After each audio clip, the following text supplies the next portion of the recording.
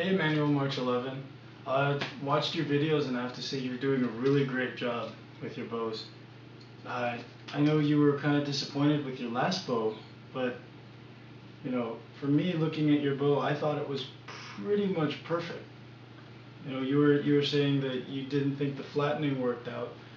Well, what I wanted to just kind of tell you is that the whole point of the flattening jig is not to make the whole limb perfectly flat, because you're actually trying to, if you can see, make the tip flat like you did, and then as it comes up, it gradually gets thicker and thicker and thicker and thicker and thicker, and then the handle is round.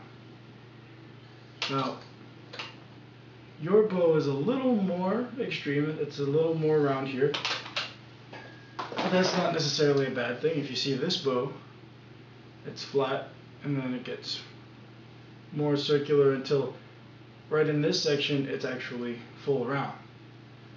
So what you've done is fine. You could flatten it a little bit more, but you've pretty much got most of the benefit out of it, so I would call it a success.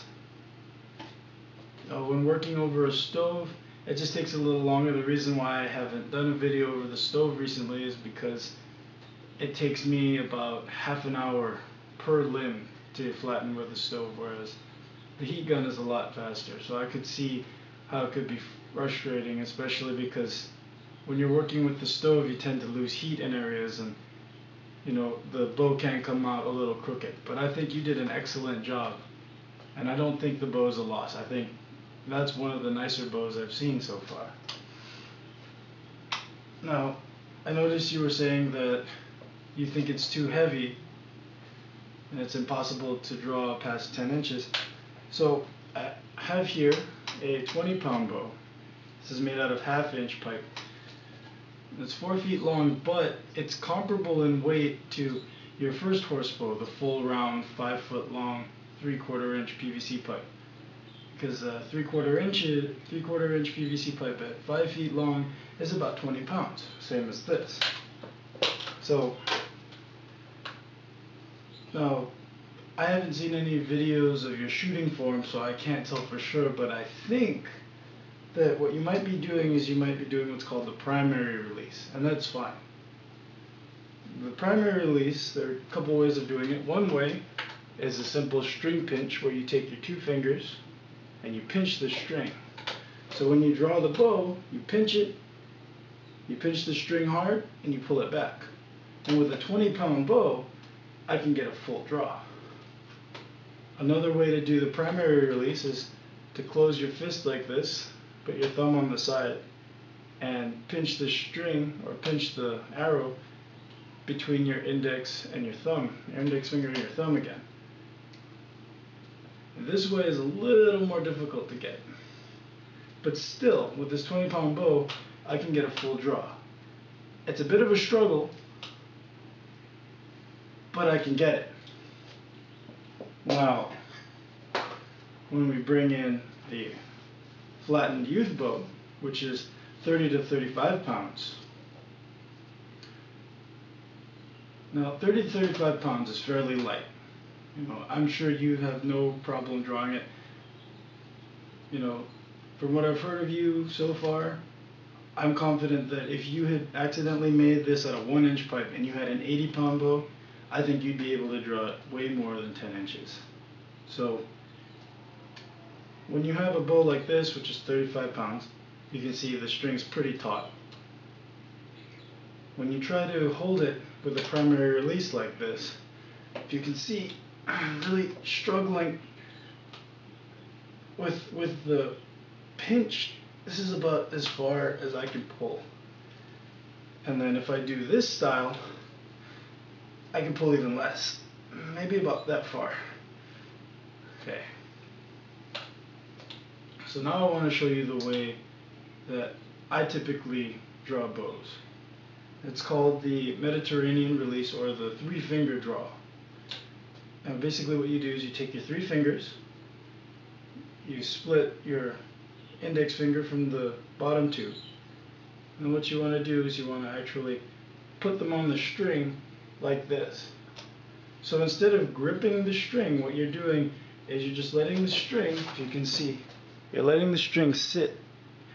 You see the little joints here? You're letting it sit inside of these joints. So when you draw back, you're actually pulling your fingers, kind of acting like a little hook. Now with this hook, you have more strength than the pinch. So even though I was having a lot of trouble doing this, this is about as far as I can go, but with the 3 fingers, you can easily and smoothly draw. You could even draw even further back.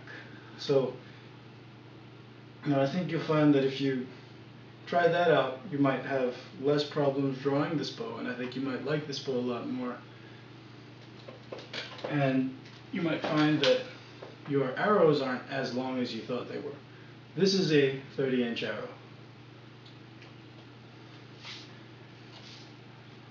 If I were using a pinch style release, this would be a very long arrow, because I would probably only be able to draw it about that far. But with the 3 fingers, I can draw all the way to the point. You can see that. So again,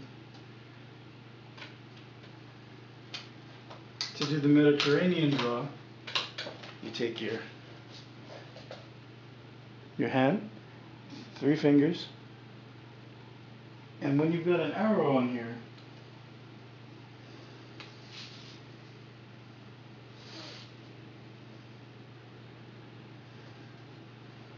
the arrow actually sits between the 2 top fingers like this, and then you just pull it back like a hook. This way you'll get a lot of power.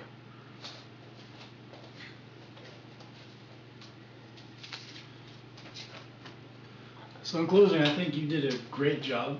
That bow looks really good. I think you should keep it up, because I think you're really getting there.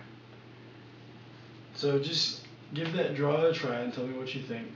As far as your questions on arrow length is really whatever you want. Most people draw to about 26 to 30 inches, depending how tall you are. So that arrow was 30 inches. I usually draw about 28 inches when I draw, and that's about this distance. It's about 28 inches. And it's really up to you. This is a 20-inch arrow. You can still shoot shorter arrows. You can shoot longer arrows. You can shoot. This arrow is 34 inches long. I don't increase my draw, I just shoot a 28-inch draw. So as far as your arrows, you want to keep them about the length of your draw, which if you use the 3-finger release should be a lot higher than using the primary. So just keep up the good work, and I can't wait to see more bow videos. So thanks for watching.